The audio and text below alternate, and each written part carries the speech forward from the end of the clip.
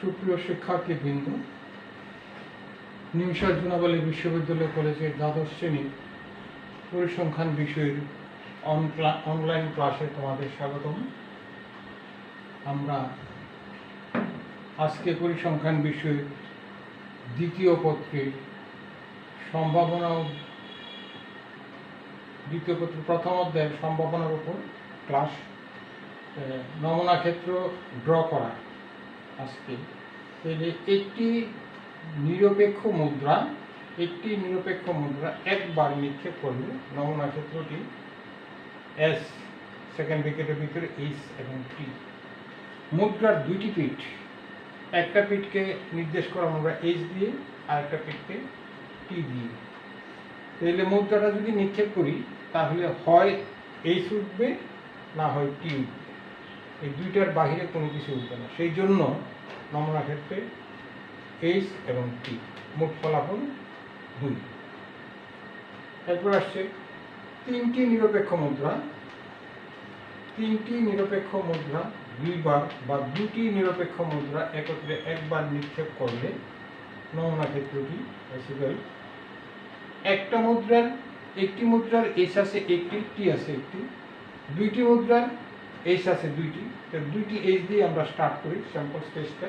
নমুনা ক্ষেত্রটা এইচ দুইটা মুদ্রার দুইটা এইচ, মনে করি দুইটা মুদ্রার দুইটা এইচ আগে উঠছে। এরপরে প্রথম মুদ্রার এইচ, দ্বিতীয় মুদ্রার টি, এইচ টি।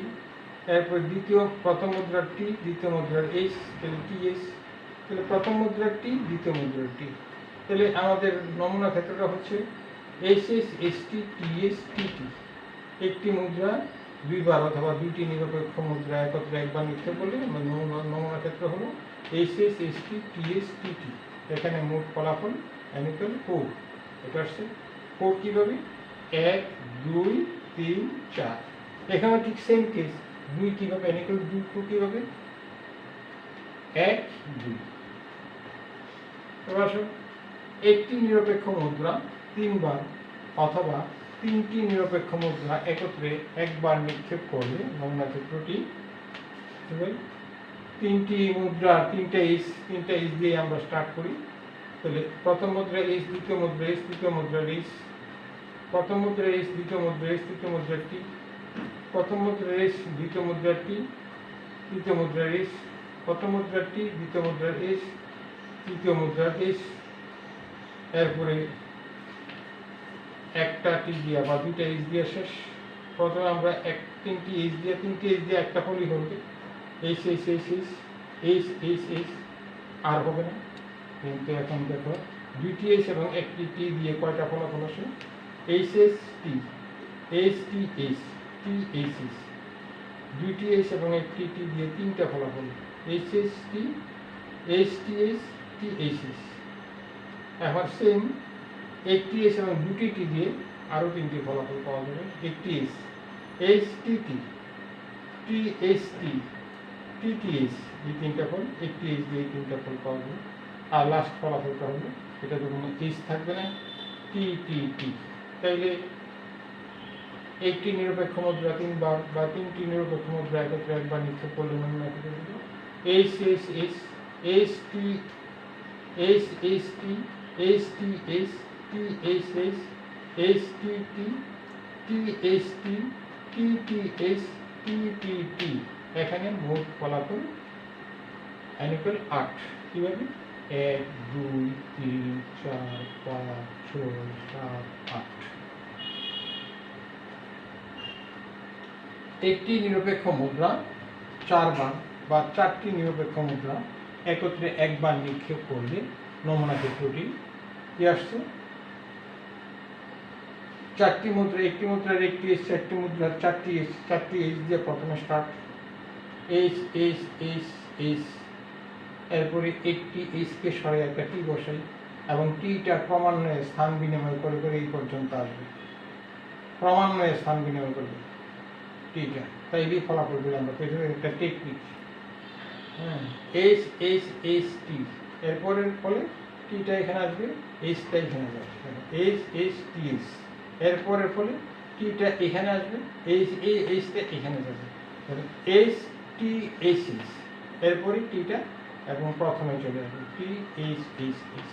তাহলে দেখো তিনটা এইচ দিয়ে এবং একটা টি দিয়ে চারটা ফলাফল হলো H H T, H H T H, H T H H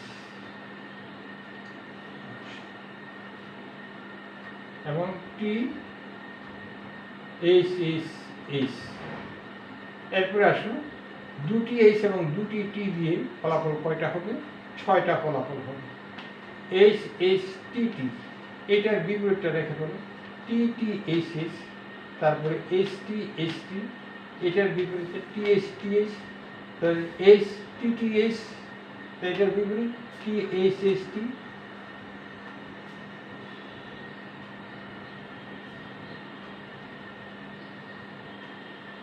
এরপরে একটি এইচ দিয়ে আর তিনটি টি দিয়ে চারটা ফলাফল হবে H T T T, T H T T, T T H টি, এরপর আছে টি টি টি এইচ, লাস্ট ফলাফল টি টি টি। এখানে মোট ফলাফল n = 16।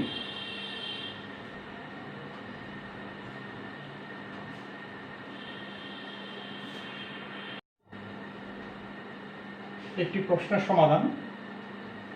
প্রশ্নটা হলো তিনটি নিরপেক্ষ মুদ্রা একত্রে একবার নিক্ষেপ করে নমুনা ক্ষেত্রটি লেখো।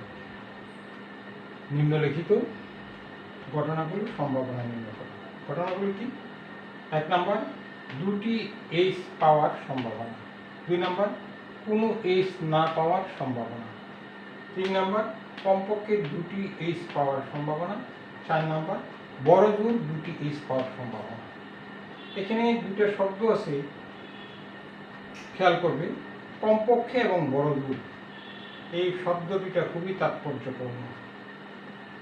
কমপক্ষে দুটি, তার অর্থ হলো দুইটি এবং দুইয়ের অধিক যতগুলি আছে নমুনা ক্ষেত্রের মধ্যে, দুটি এইচ এবং দুইয়ের অতিরিক্ত এইচ যতগুলি আছে সবগুলি আমার অনুকূল ফলাফলে যাবে। আর এখানে যে বড় জোর দুটি, এই বড় জোর কথার অর্থ হলো দুটির অতিরিক্ত এইচ থাকতে পারবে না এবং এইচ না থাকলেও চলবে।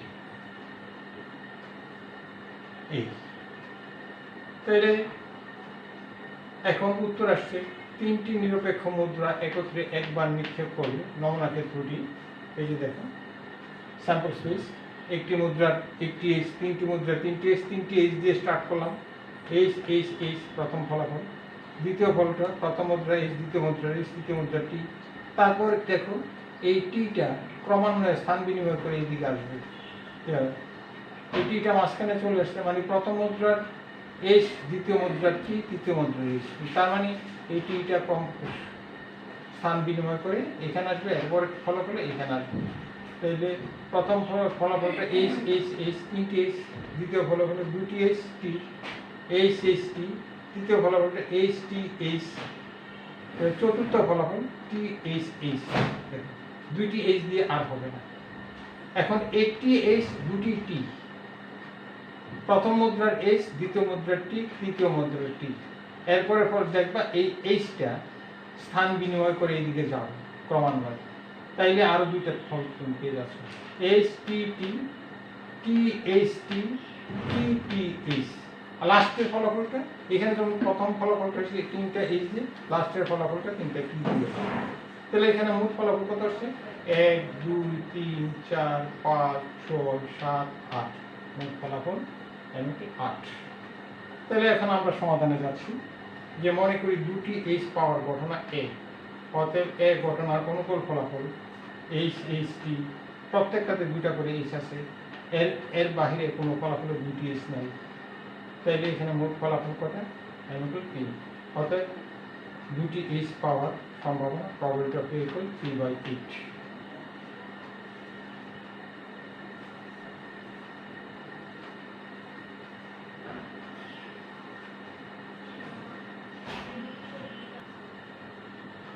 মনে করি কোনো এইচ না পাওয়ার ঘটনা বি, অর্থাৎ নমুনা ক্ষেত্রে যে 8টা ফলাফল আছে ওটার মধ্যে কোনটার মধ্যে এইচ নাই, একেবারেই নাই ওইটা।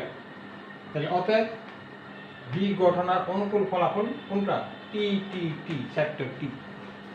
অর্থাৎ n = 1।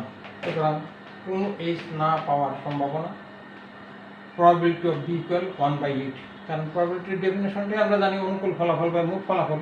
মোট ফলাফল 8, অনুকূল ফলাফল কত? 1। Same case 3 number. মনে করি কমপক্ষে দুটি h, কমপক্ষে বলে দুটো তো থাকবেই, দুইয়ের অধিকগুলিও যাবে, তো কমপক্ষে দুটি h পাওয়ার ঘটনা c, অতএব c ঘটনার অনুকূল ফলাফল নমুনা ক্ষেত্র থেকে দেখো 3টা h আসবে, কারণ কমপক্ষে দুটো h, তো 3টা h আসবে, h h h, তারপরে দুটো h, h h t, h t h, t h h, এরপরে কিন্তু আর দুটি h নাই, 3টি h নাই, এরপরে একটি h আসবে না, কারণ এখানে বলা আছে কমপক্ষে দুটি h। তাইলে মোট ফলাফল আমরা পেলাম কত? 1 2 3 4, m = 4। সুতরাং কমপক্ষে দুটি h পাওয়ার সম্ভাবনা 4/8 = 1/2। তারপর লাস্ট, মনে করি বড়জোর দুটি h পাওয়ার ঘটনা d, অতএব d ঘটনার অনুকূল ফলাফল বড়জোর দুটি h। তো দুটি h হলে দুটি h থাকবে, দুটির কম থাকবে, আর যেটাতে h নাই সেটাও থাকবে।